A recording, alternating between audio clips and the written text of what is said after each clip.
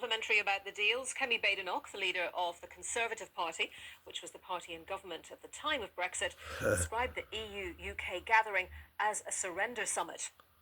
He said Britain shouldn't be a rule taker. Now we will be. He said he would protect our fishermen. He hasn't. He said he wanted to take us forward. He's taken us backwards. And no group has lost more than fishermen. So I am going to hand over to Vicky. But the bottom line is that whenever Labour negotiates, Britain loses, and this deal is no exception. Meanwhile, the leader of the Reform UK party, Nigel Farage, has also expressed his frustration with the deal. The Member of Parliament for Clacton took to social media to state that Labour have well and truly sold out our fishing industry before going on to say it was, in his words, all in the name of closer ties to an ever-diminishing political union. While as opposition leaders have been stressing, the issue of fishing rights has been central to the debate about the UK's relationship with the EU, and the agreement giving EU fishing boats access to British waters for 12 years has angered some.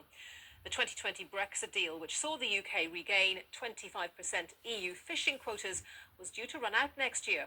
Elspeth MacDonald, who represents more than 400 fishing boats as chief executive of the Scottish Fishermen's Federation, described the deal as a total capitulation to the EU.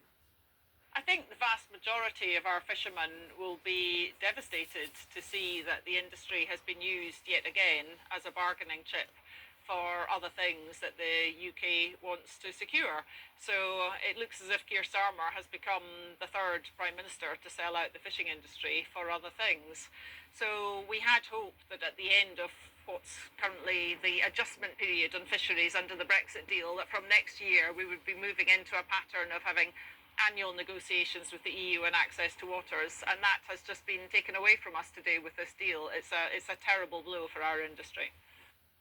Let's speak now to Catherine Barnard, Professor of EU Law and Employment Law at the University of Cambridge and a Senior Fellow at the think tank The UK in a Changing Europe. Professor Barnard, thank you very much for joining us. Keir Starmer, as we've heard, calling this agreement or these agreements a win-win. Critics saying they're a sellout, it makes the UK a rule taker. Let's try to approach this dispassionately, though.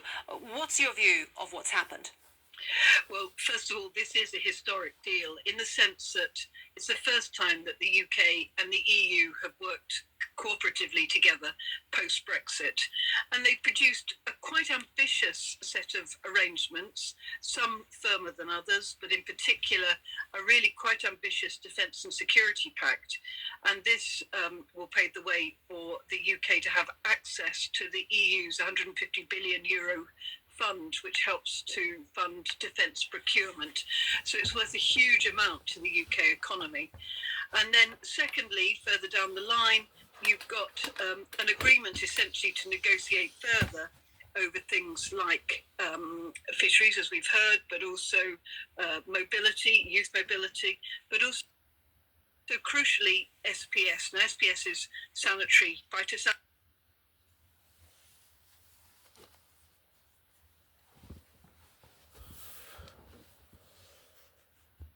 And that's essentially animals, plants, meat moving between the UK and the EU. And at the paperwork is extremely demanding and adds to the cost for our exporters. Calling this a strategic partnership which keeps an independent Britain close to its allies in the EU. I mean, do you think it rolls back some of what was agreed in the Brexit deal? Well, not really. I mean, the first point to note is, of course, Keir Starmer, in his election manifesto, made clear we would not be rejoining the single market, the customs union, or re-engaging free movement. And none of that has come to pass. So he has not rolled back on the Brexit deal. What he's tried to do is identify areas which are either not covered in the Brexit deal, of which defence and security is a good example, or areas which really aren't working. And a good example of that is this SPS, this sanitary, phytosanitary, where the bureaucracy involved in exporting goods is really quite significant. It's very bad news indeed, even for fishermen who are, as we've heard, lamenting this deal. But fishermen have found it very difficult to export their fresh fish because their fish becomes a whole lot less fresh when it's been held up because of paperwork. And it will also help to ease some of the burden on the GB-NI border, the GB Northern Ireland border, which has been the subject of so much discussion. Okay, Professor Catherine Barnard, thank you very much for your time today. Thank you. Now, some more reaction to that 2-hour phone call between President Putin and President Trump. And indeed, of course, President Putin has had conversations with a number of other leaders, including President Zelensky of Ukraine, and also the President of the European Commission, Ursula von der Leyen, who we were just talking about a moment ago. So let me just bring you some reaction from her. She says she had a good call with President Trump, President Macron of France, Giorgia Meloni, the Italian leader, and a number of other leaders, as well as President Zelensky, to get debriefed on President Trump's call with President Putin. She said, I want to thank President Trump for his tireless efforts to bring a ceasefire to Ukraine. It's important that the US stays engaged. Of course, that's very much what the EU wants the US to do.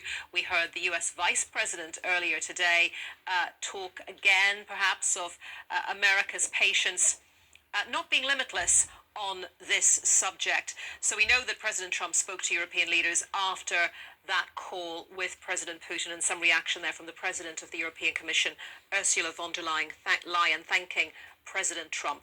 We'll bring you more details on all of that as we get them. Right now, a short break around the world and across the UK. This is The World Today on BBC News.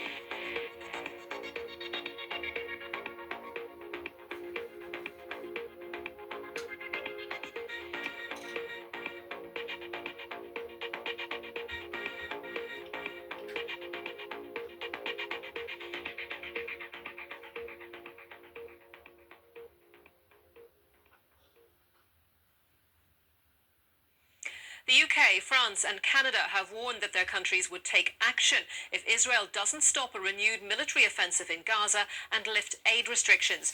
It comes as Israel's Prime Minister Benjamin Netanyahu says the country will take control of the entire Gaza Strip to prevent what he described as the looting of aid by Hamas. His remarks came after Israel said it would allow a limited amount of food into the territory, starting with baby food today. 5 aid trucks, including baby food, are the first aid to reach Gaza since the beginning of March because of a blockade by Israel. The UN has described this as a drop in the ocean. Our correspondent Lucy Williamson has travelled to the Israel-Gaza border and sent this report. The real attack on Khan Yunis today was silent, unseen. Israeli special forces, some reportedly dressed as women, come to capture a commander from the city's military brigades. It was hours later the evacuation orders came, emptying Gaza's second largest city.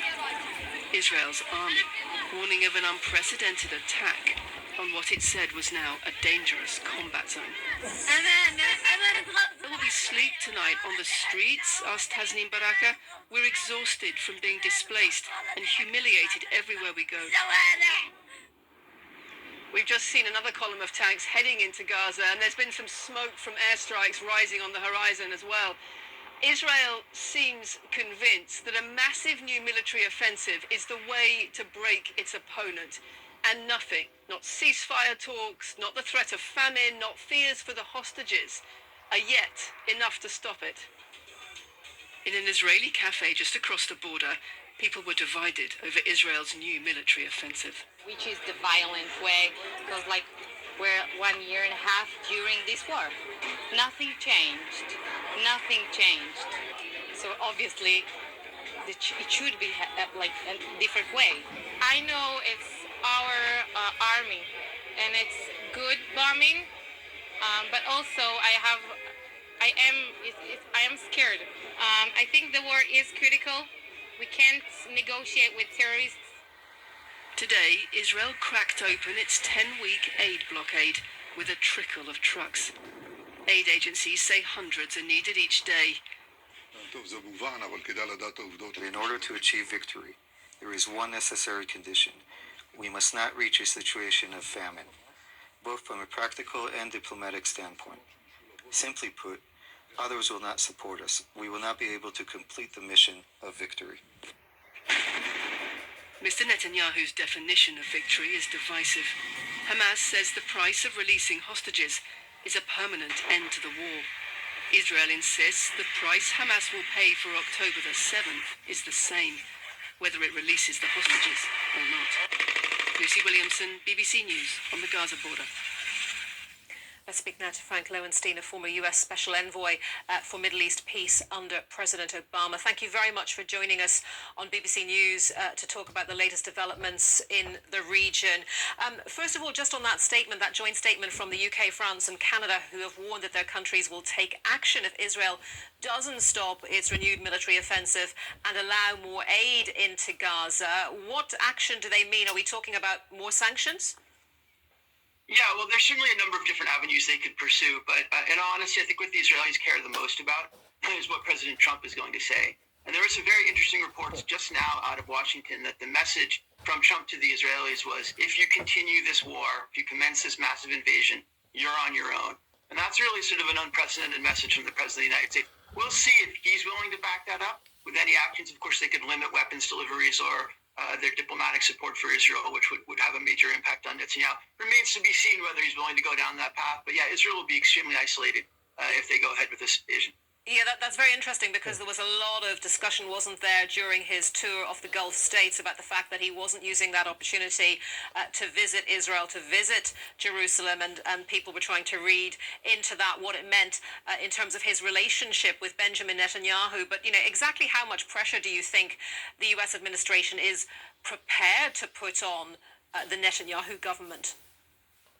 Well, I think that there's a very new dynamic, certainly different from President Biden in a number of ways. And the first is what Trump heard from the Gulf states when he was there was a message, a very clear message that they wanted the civilians of Gaza to be protected and they wanted the war to be over. And I think he probably heard and saw some images of what's actually going on the ground there that were really sort of shocking and eye-opening.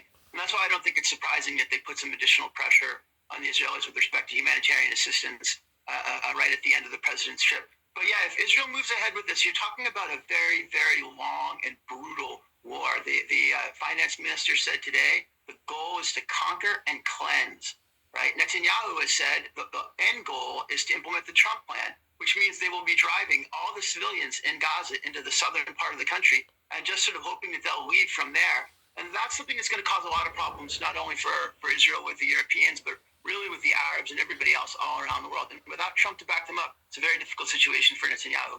Yeah, we've heard so many countries say that the only route to lasting peace is a two-state solution.